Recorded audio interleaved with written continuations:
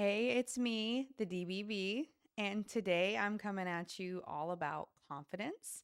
And I'm trying a more relaxed podcast vibe today. So if you're watching on YouTube, you will see that in this moment, my dog just jumped up on my lap. I have no makeup on, and I am in what I slept in last night. And I really, as I've said about the DBB, as I've gotten it going, I want it to be a place where women can come as they are and feel confident and good and seen. And it's funny because I woke up today not knowing what I wanted the podcast to be about, but knowing I needed to do one. And I put a poll out on Instagram. If you aren't following, make sure you go follow the Delicate Bad Bee on Instagram because I often ask for viewer input. So I put on there, what should my podcast be about today? And one of them was confidence. And before it won and everybody picked it, I had already decided I'm doing a podcast today in my PJs with no makeup on. And so then I was like, well, this seems to be perfect because we're going to talk about confidence. And I think maybe confidence is shown in this moment where I'm willing to get on and show myself like this because I really don't care. But that took a long time for me to build that confidence to be in a position where I can just get on a camera with no makeup and feel fine. I never would have growing up, but I feel good now. And so we're going to talk about confidence today. I do have notes on my phone. I've been winging it the last two episodes, but I thought, you know what, this time, even though I'm looking less professional, crisscross applesauce in my chair, I am going to be a little more professional on this podcast and actually have things that I think I should talk about. So let's dive into it with a question. If you woke up tomorrow and had all the confidence in the world, would your life be better or different? And how would it be better or different? Would you have the job you wanted? Would you have the life you wanted? Would you have more experiences? Would you be able to say no to things that you truly don't want to do? Would you be able to say yes to things that you're too scared of doing? I just want you to think about that. If you woke up tomorrow and had all the confidence in the world, what would be different about your life? Okay, so I want you to think about that as we dive into this podcast. I'm going to start here with a funny story too. So, Monday night, my friend Charlie and I got tickets. My work was sponsoring the ATX Open, which is a tennis, like a pro tennis event.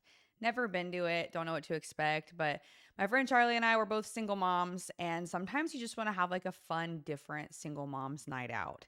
And so we had been talking a few days prior about how fun it would be to rent a car on Turo and like just a crazy sports car, some fancy car, and just take it out for a staycation and stay in Austin and have a fun car. We were talking about doing that for a birthday or something. And then when I got these free tickets, she was like, hey, why don't we get a car on Turo? And I was like, hey, girl, I'm in the car business. Why don't I see if I can get us one of the fancy cars on the lot? And so I asked one of my bosses if I could borrow any fun sports car for the evening. And he's like, take the red Z06. And I was like, okay, because who doesn't want to show up to a country club in a hot red Z06? Yes, sir, I will definitely take that vehicle. So we're all hyped. Like, we don't even know what we're going to, but we know it's at an exclusive country club, members only, whatever. And so we're like all hyped about it. And so uh, I go pick her up in this car.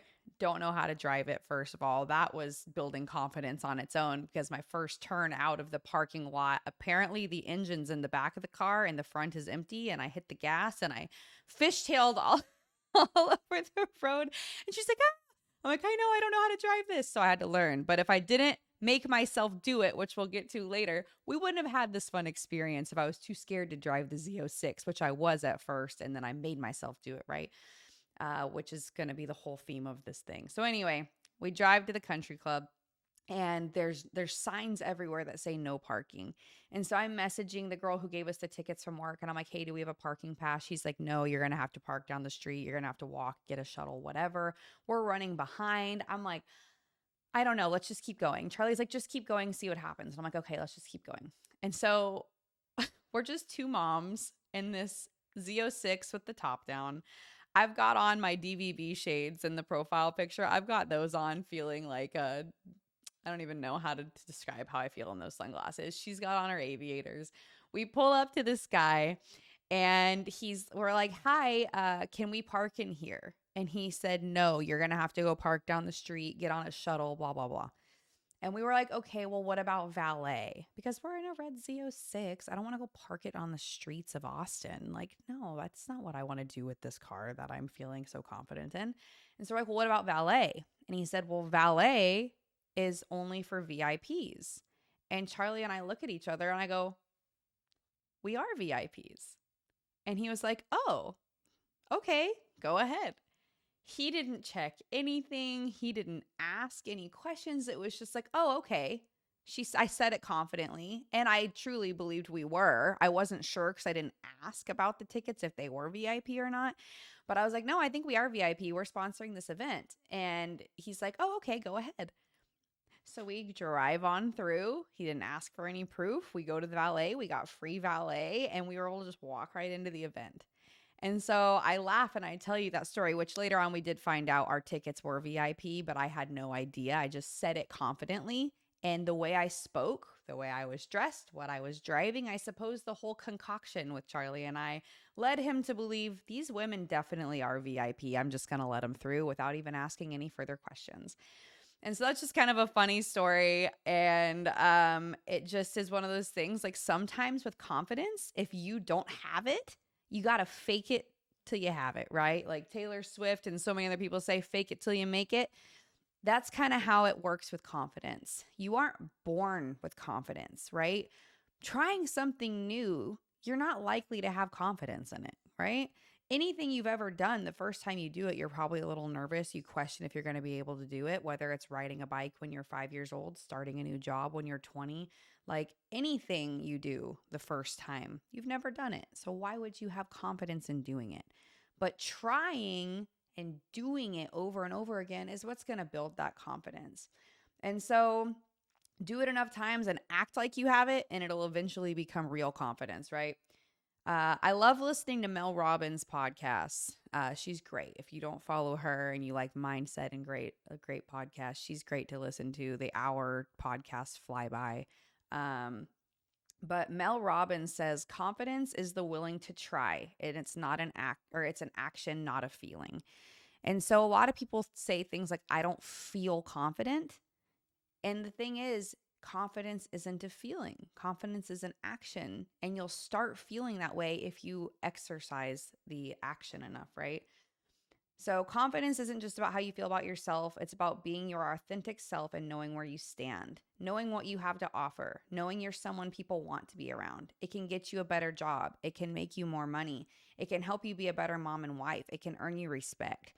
So feeling like I can totally relate. My whole life, I really, really was never a confident person, and I still do struggle with it sometimes. I think a lot of people look at me and they're like, oh, KK's so confident. KK does everything because she was just born this way, and she's so outgoing and extroverted and not afraid to talk to anybody and blah, blah, blah.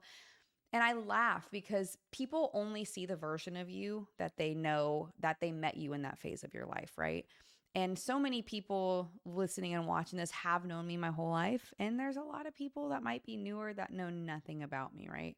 And so I think about myself, and I'm the only person who knows the inner workings of how I think and how I feel and how I've been my whole life, right? People might have a different view on me, but from my perspective of my own self, I have not been confident in almost anything most of my life. I would say I am an extroverted introvert, where I come across really fun and bubbly and loud and crazy and up for anything.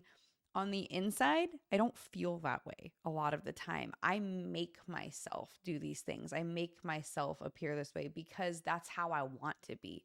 I want to be the fun person. I want to be outgoing. I want to be able to make friends with a rock. I want to be able to succeed in whatever venture I want to set out on.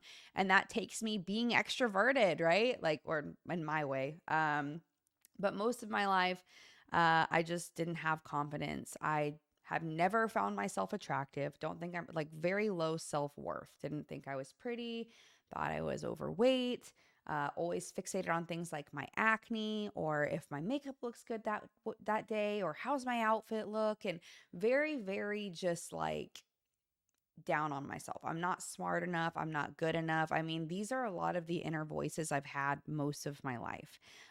Somebody else would be better for this. I don't deserve it. I mean, I'm sure a lot of you can relate to these inner voices that have been on repeat most of your life. And I will say throughout my marriage, I felt that way. Things like, I'm not a good mom. I'm not a good wife. I'm not, the one thing I felt like I grew confidence in really strong was the businesses I ran throughout that decade of my life. But that took a lot of effort too. But I will say post divorce, it's a strange thing when suddenly you go from being with 4 kids all day, every day, taking care of them, meeting their needs, a husband who's sitting there and can either be your hype man and your biggest fan or the person who smacks you with perspective and talks you off the ledge, right? Having all these people around to, kind of fill the gaps where you need it or whatever we want to say there, to just being alone half the time. It gives you time to sit and feel and discover yourself and who you really want to be and things, maybe patterns you've gone through in your life that have led to where you are now and how you think, feel, believe, all of that. And I will say, post divorce, it was a really good journey for me to realize I am the only person that's ever going to fully have my own back. I am my biggest hype man. I am my number one fan. I spend more time with myself than anyone else. And when you really think about that statement right there, that you spend more time when you're with yourself than anyone else ever will, it's kind of like, how do you want to talk to yourself? How would you talk to your best friend? How would you treat someone you really care about? And that is what really helped me start growing into a more confident version of me, to where for the first time in my life, I love myself. And it's not in like an arrogant, cocky way, because there's a big difference between confidence and cockiness and arrogance. I just love who I am. And I love that I'm constantly evolving and constantly changing. I love that I'm not afraid to try. I realize I'm not the most fit person. I realize I'm not the most beautiful person, but I'm okay with how I look now. I don't look in the mirror and hate myself every day. I don't step on the scale every morning and lecture myself every morning, where I did that every day for years. That was how I would wake up, look in the mirror in the morning, and go, oh, my acne looks so bad. I'm going to just have an ugly day. Wham. And then I'd step on the scale and be like, oh my God, I need to lose 20 pounds. Like, wham. And I'd put on a pair of pants, like, I wish these fit better. And oh, my hair is so stupid. I can't get it to work. I'm going to go change my hair because I'm sick. I'm done with that. I'm finally at a point in my life where I'm like, this is me. This is how I speak. This is how I think. This is how I look. And the right people will love me in this. And the wrong people, I don't care what you think. That's really, truly how I feel and believe and think now. But that's something post divorce I really had to work on, because I was spending a lot of time alone with myself. And so confidence in myself came from learning to lean on myself and really putting it in the perspective of my best friend, my mom, my family, my kids. They don't look at me or talk to me the way that I'm looking at myself and talking to myself. How do I want to be spoken to? And my life coach, Katie Clark, who one day will be on this podcast with me, she told me one time, you need to learn to meet your own needs. And that's something that has helped me grow confident too, is knowing I have needs. And I've always relied, I would say codependent would be a great word for me most of my life. I've always relied on other people to meet my needs. And I'm finally at a point in my life where I'm like, I am capable of meeting my own needs. And I think that's a confidence thing too. And I think a big thing about this podcast too, and this conversation, is there's confidence in so many different ways. Like, you can think of it as self-confidence, like I just talked about, where I'd wake up and crap all over myself every morning when I woke up about how I wasn't good enough in any way, or meeting my own expectations or the world's expectations of how I should look, right? So there's self-confidence. There's confidence in your job. There's confidence in new roles. There's confidence in trying new things or making friends or talking to people or sales. Like, confidence is something that you can build in any area, motherhood, being a wife. Confidence is what's going to help you become great at these things. And so, all the different topics we could go over, I want you to listen to this podcast and I want you to apply it in areas in your life that you don't feel like you have confidence. Okay. So, Doing something essentially you're not ready to do or that you don't feel like you're capable of or good at is how you're going to build this muscle. It's just like when you go to the gym. If you go to the gym and you've never lifted a weight, it's going to feel really hard at first. You're going to feel the resistance. You're probably going to be really sore the next day just from lifting a 5-pound dumbbell, right? But that's how you have to start. You have to start feeling the heaviness, feeling the resistance, and telling yourself, if I want to be fit, or if I want to have biceps, or if I want to grow a booty, then this is what I'm going to have to do, even though it's uncomfortable now and I'm feeling the resistance and it's going to hurt tomorrow because it's like you're going to overthink yourself and whatever. This is how you build the confidence muscle, is by going out and trying. You're not going to be good right away. And if you are an anomaly, and we love you and support you, and we love that for you. But it's not going to happen right away. It's going to take time and consistency building this neural pathway in your brain, which we'll talk about in a second. But I will say people have always viewed me as a confident person. And it's like I said, it's not always been that way. People come up to me now and be like, God, you're so confident. How are you so confident? And I'm like, I do not feel that way on the inside. I do not feel that way on the inside. I fake it till I make it, because I know if I do it enough, eventually I'm going to be that in every area of my life. And I know that confidence brings opportunity, just like parking valet on Monday night. Being confident gave us that opportunity to go park there and valet and walk right in, right? So anyway, let's go into some stories and examples as I'm trying to stay professional and stay on my notes. But I have this, this habit of just wandering and meandering through other conversations. But I think that's why people probably like listening to me. So some examples of my life growing confidence, okay? Because I like to be relatable. And hey guys, here's a story about my life. So when I was 18, and I just had my first baby, that in itself could be a whole confidence thing, right? I didn't know how to be a mom. I didn't know how to take care of an infant. I didn't know how to breastfeed. I didn't know how to balance being a good wife and having a baby. Like motherhood, you grow in the confidence as you do it, right?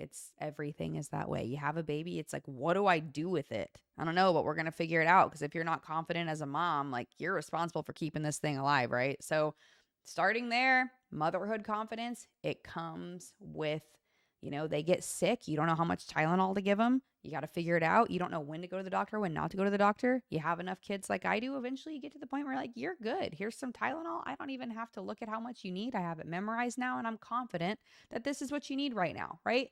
That came with a lot of time and trial and error and sicknesses and things I've had to deal with. Right. But moving forward, when I started my at-home business, I was terrified of what people thought of me. I was terrified of public speaking. I was terrified of talking on the phone. I hated talking on the phone. I hated it. If my phone rang, the anxiety that went through my body to like, run away, don't answer it. Like, what if somebody's mad at you? I'm not kidding. Every time my phone rang, it could be my mom. And I'd be like, did I do something wrong? Such a dramatic example, but it's how I felt all the time. And I'm pausing for a second because my laptop turned off and I want to make sure nothing else did. Hold on.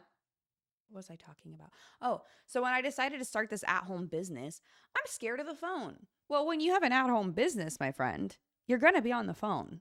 Like, that's how you build this thing, right? But I was terrified of it. I was terrified of posting on social media and people making fun of me. I was terrified of saying something wrong. I was terrified of doing it wrong. I was terrified. I was in the weight loss industry for a little bit. And so it was like, post a picture in a sports bra and shorts. And I'm like, I don't want people to look at my body. I just had a baby. Like, I don't want people to look at me with no makeup on. Like, I don't want people to think I'm ugly or fat, or it was all these things that went through my head that was the resistance holding me back from stepping into something that literally changed my life. And so I had to be the person who was like, it's going to be okay. Just do it. Like, just push through it. Just do it. And a lot of the times the thing I think about is, what's the worst case scenario? If I do this, what's the worst thing that's going to happen? And a lot of the time the answer that I come up with is nothing. If I do this and it gets no likes or comments and I'm posting about my weight loss product, what's the worst thing that'll happen? Nothing. I woke up this morning just like this. I made this post if nobody likes it and nobody comments, my life is exactly the same as it would have been if I didn't post it, right? Exactly the same. It's no different of what if I start this podcast and nobody listens to it and it flops? That's okay.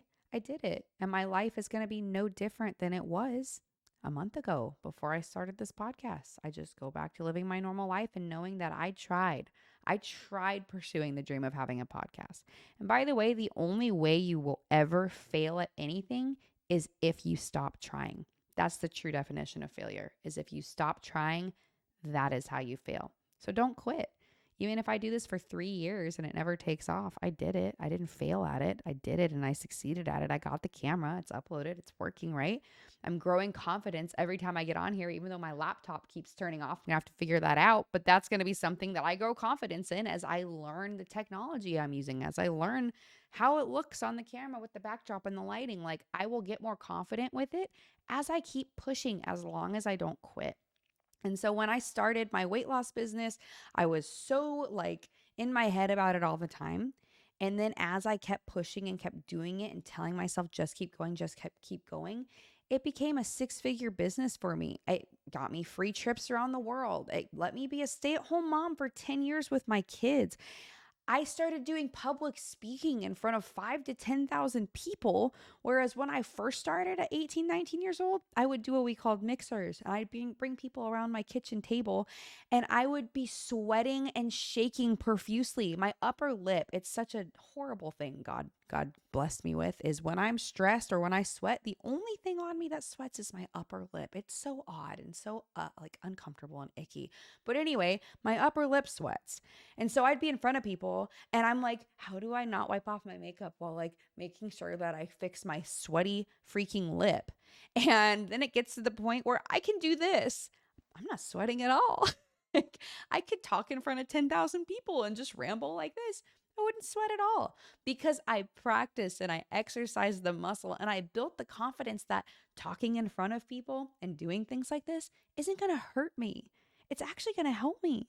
If I look at my track record of putting myself out there and being in these positions and making myself do these things, even when imposter syndrome's like, KK, this is scary. Are you sure you want to do it? The things that have happened in my life because I said yes and I did these things are far better than the things that the negative things that came out of that. Does that make sense?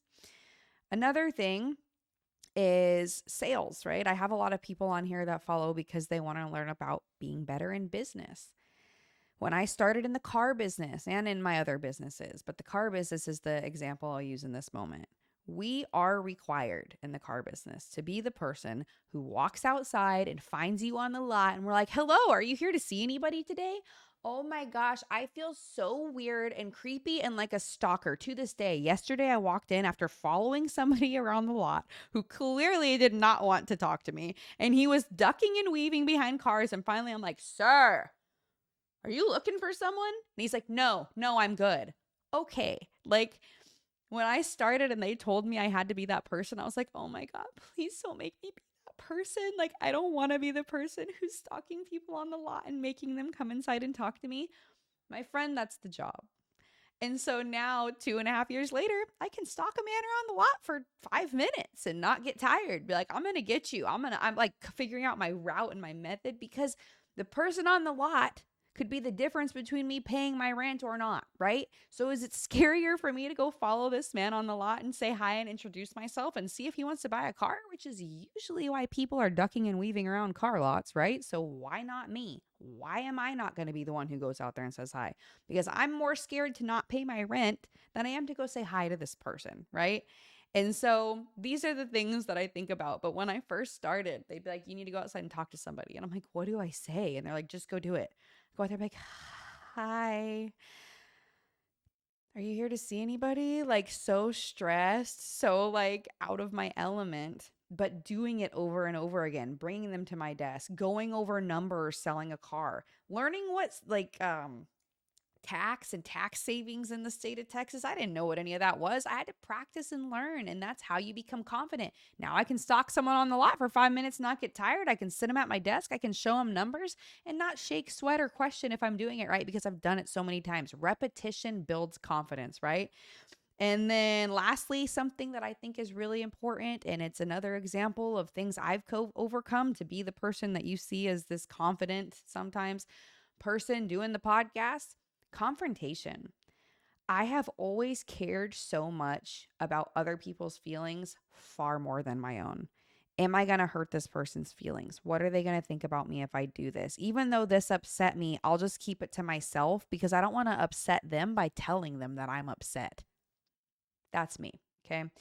Something the car business and divorce and all the things I've been through in the last 3 years has really helped me build is the confidence and confrontation where now I am not afraid of confrontation. It takes me a minute sometimes to warm up and have difficult conversations, but I actually realize now having the difficult conversations that will be viewed sometimes as confrontational, even though they're not. They're just expressing for people pleasers, recovering people pleasers. Conversations a lot of the time actually feel like hardcore confrontation when in reality it's just sharing your feelings, which feels like a lot. But now I'm great at it. I can do it all the time. And I actually really like doing it. It makes me feel better to just go have the conversation, whether it's a negative one or a positive one, but it's a hard conversation to have. I like doing it. It feels good. But back 10 years ago, you could not find me having that conversation. I will avoid it like the plague. But I've had to do it enough in the last couple years, especially in the car business, where I have to go have these hard conversations. I have to tell people they can't get approved for this car.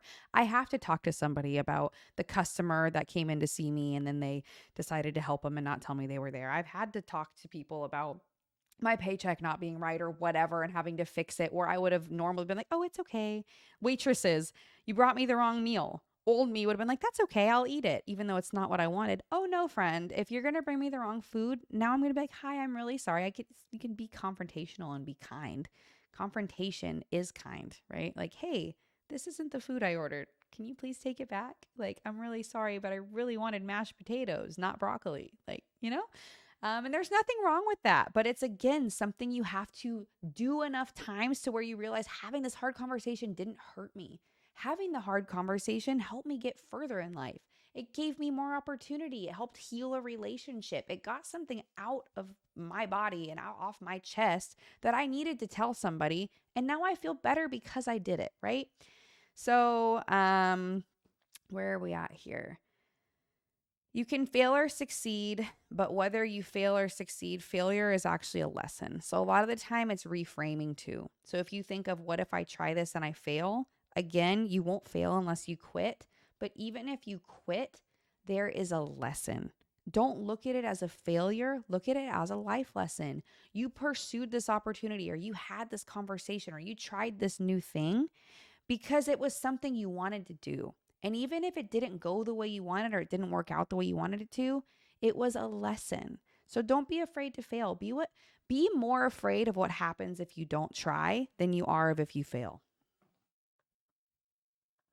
Because that's what's always scared me. I think I heard somebody say that when I was like 20 or 21 years old. What if you flipped it and you thought, what happens if I don't do this? What happens if I don't do this? And I guarantee you, if that scares you enough, like I said, if I don't chase this man down on the lot, am I going to be able to pay my rent this month? I'm far more scared of not taking care of my family and paying my bills than I am of a guy telling me he doesn't want to talk to me, right? So flip it. And that'll probably help you build the confidence pretty quickly if you think of it that way. But the more you do something, the more you train your nervous system and brain that it isn't going to hurt you is the way you build the new neural pathway, right? Because if you think about it, every thought starts as like one little thought. And then your brain is going to start looking for evidence that this thought is true. That's what it's designed to do, right? Oh, we had this thought. Now let's prove ourselves right. That's what your brain does. And so if you have the thought, I want to be good at sales. And then your brain says, but you're not good at talking to people. the rest of the day, I guarantee you, your brain is going to be looking for proof that you're not good at talking to people, which is going to lead your neural pathway to keep growing of why you shouldn't do sales. But if you can start catching those thoughts as they happen and putting them the other way, I've always called it being a professional thought flipper. This is going to help you build confidence in the opposite direction because your brain is wired toward negativity. It's always going to look for negativity first. It stinks, but that's just how the human brain works. It's self-protection, right? So when your brain goes, I think I want to do sales, and then it says, you're not good at talking to people, you can't do sales. Stop. Grab it. Actually, I love talking to people. Talking to people energizes me and it brings me happiness. I think I want to try doing sales because I love talking to people. Go that way. You are in charge of your thoughts. And some days it's really hard to be in charge of your thoughts. And that'll be a whole podcast on its own. Mind is another one that was an option of today, and we will talk about that. But for today, you are in charge of your thoughts, even on the hard days.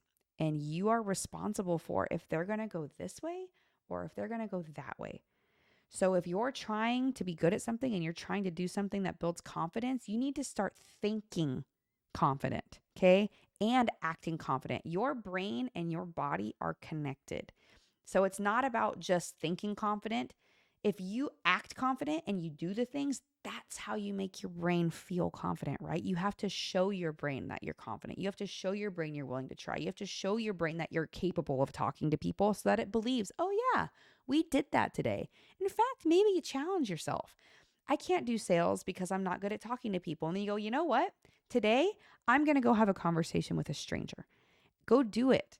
Your body is now showing your brain, I'm capable of talking to strangers. I could probably do sales, right?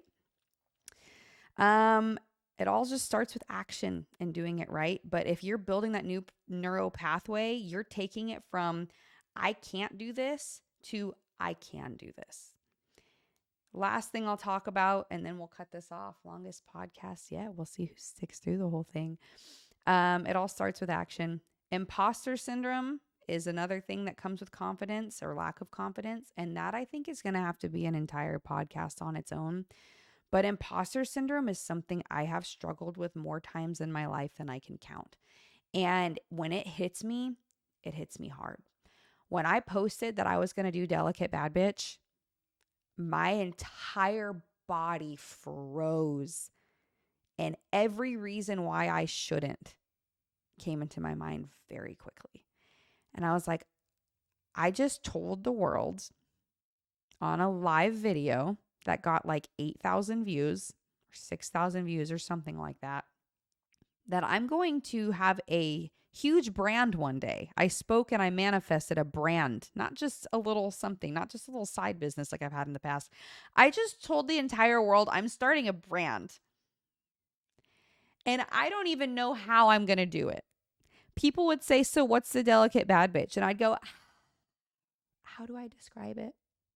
Because I didn't even have the confidence in explaining to people what it is. And I still struggle sometimes when people ask me and I'm like, I'll get back to you. I'm still figuring out what I want it to be, but I know that one day it's going to be a brand. After I said that to the world and I got off the video, I had like this high of endorphins that I made myself do the live video. I made myself do the announcement. And now I'm going to get going. And that's all I needed to do. And then reality hit. KK, you don't have any of the equipment to do a podcast, and you just told the whole world you're doing a podcast. KK, you hardly listen to podcasts. You don't even know what a podcast really is. And then it was, KK, you have 4 kids and you're a single mom and you're in the car business. Where are you going to find the time to do Amazon influencing or a boutique and also a podcast and also life coaching? And everything just started building. And I'm not going to lie to you guys. If you notice, there was like a 2-week lull for me where I wasn't really doing anything with it because imposter syndrome took me out. It took me out and paralyzed me. And it was like, I can't do it until my entire room is set up. I have to have a pretty backdrop or people aren't going to watch this. And I have to have the perfect mic and I have to know how to use everything. And I can't do it all until I know everything, right? Then I listened to a podcast that said, done is better than perfect. And I've said that, I think, on all 3 of my podcasts now. Done is better than perfect. And it leads me into confidence, right? Making myself do that first podcast and that second podcast, they're me rambling about my life and what I want DBB to be. And all of my people who love me are like, yay, KK, you did it. If somebody found that podcast on Spotify, they're like, what is this woman talking about? Do I ever want to listen to her again? I don't know. Like, but I did it. I did it imperfectly. And that is the mindset that is going to help you build your confidence. Just do it, baby. Nike, right? Just do it. Do it imperfectly. Don't wait for the perfect moment. Don't wait to be the perfect person. Don't wait for the perfect opportunity. If you know you need to do something and it's placed in your heart and in your mind to do it, go do it. The confidence will come with the skills and the learning, okay? You will learn, and as you learn, you will grow skills. And as you grow skills, you will grow confidence. And as you grow confidence, the world is at your fingertips when you grow that confidence and you build that muscle. And so I'm going to ask you again, if you woke up tomorrow and had all the confidence in the world, how would your life be better or different? And I'm going to leave you with that. So thanks for listening to another podcast. I seem to keep ending it with the same phrase, and I'm going to keep it going. Thanks for listening. I can't wait to see where this goes. Have a good day.